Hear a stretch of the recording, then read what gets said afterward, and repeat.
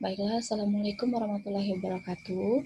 Perkenalkan, nama saya Yang Gusti Mulia, BP 1811311028, mahasiswi Fakultas Keperawatan Universitas Andalas Angkatan 2018. Saya di sini akan menjelaskan atau memberikan pendidikan kesehatan tentang diet makanan untuk pasien gastritis. Baik, kita langsung ke sesi pencastnya. Saya perkenalkan dulu ke pasiennya. Assalamualaikum, selamat pagi kakak. Bagaimana kabarnya hari ini kak? Sebelumnya perkenalkan, saya yang Gusti Mulia, mahasiswi dari FKPNAN. Tujuan saya di sini, saya akan menyampaikan tentang diet makanan pasien gastritis atau asam lambung. Nah, sebelumnya sesuai dengan kontrak kita kemarin, hari ini kita akan melakukan kegiatan penjelasan ini. Nah, kemudian ini dilakukan selama 15 menit. Baiklah, kita mulai saja ya, Kak. Nah, yang pertama itu ada pengertian dari gastritis. Gastritis atau penyakit MA adalah penyakit yang disebabkan oleh adanya asam lambung yang berlebih atau meningkatnya asam lambung sehingga mengakibatkan inflamasi atau peradangan dari mukosa lambung seperti teriris atau nyeri pada ulu hati yang sering kakak rasakan itu. Kemudian ada penyebab dari gastritis. Penyebabnya itu adalah mengkonsumsi makanan tertentu yang menyebabkan asam lambung diproduksi lebih banyak. Kemudian ada stres, pola makan yang tidak teratur, mengkonsumsi alkohol, kurang tidur, dan ada juga karena pemakaian obat antiinflamasi. Ada karena merokok, ada juga karena pemberian obat kemoterapi. Kemudian ada makanan yang dianjurkan atau dibolehkan untuk penderita gastritis. Yang pertama itu ada kentang. Kenapa kentang boleh? Karena kentang itu mengandung karbohidrat yang tinggi sehingga memberikan rasa kenyang kepada kita saat kita makan. Rasa kenyangnya itu cukup lama sehingga kita tidak ada makan-makan. Karena untuk pasien gastritis itu sendiri makanannya atau frekuensi makannya itu harus diatur.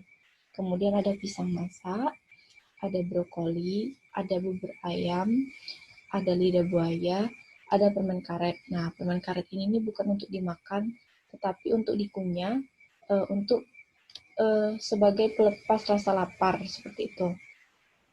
Nah, selanjutnya itu ada makanan yang tidak dianjurkan atau tidak dibolehkan.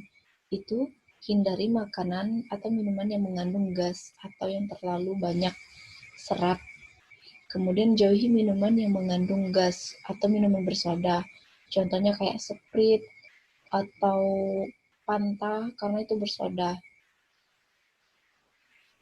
Kemudian ada kopi, ada minuman yang mengandung kafein, yang mana itu tuh juga menyebabkan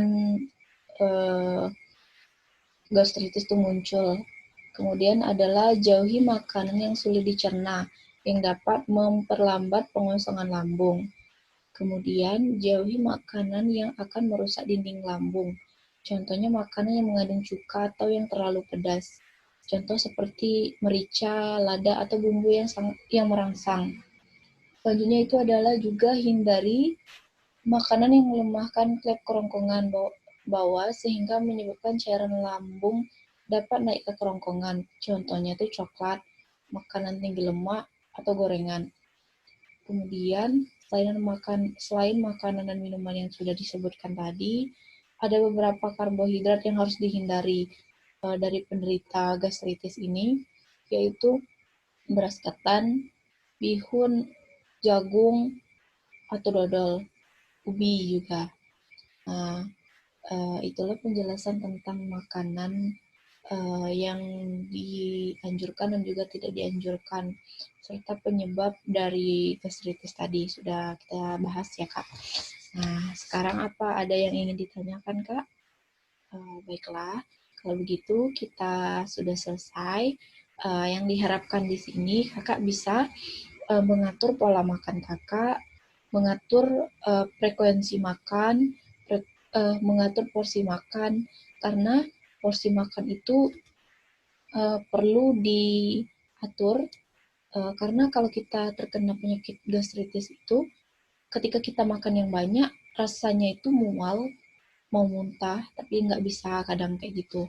Nah, kalau juga makannya terlambat, atau telat, ataupun sedikit, kita juga akan merasa lapar terus. Kemudian kalau terlambat, kita biasanya gastritisnya itu akan berpengaruh ke sistem yang lain, kadang sakit kepala, terus mual, nah seperti itu. Jadi kakak harus mengatur pola makan, porsinya, waktunya, dan makanannya yang harus diperhatikan juga. Baiklah, sekian yang saya jelaskan. Bila ada kekurangan, saya mohon maaf. Assalamualaikum warahmatullahi wabarakatuh.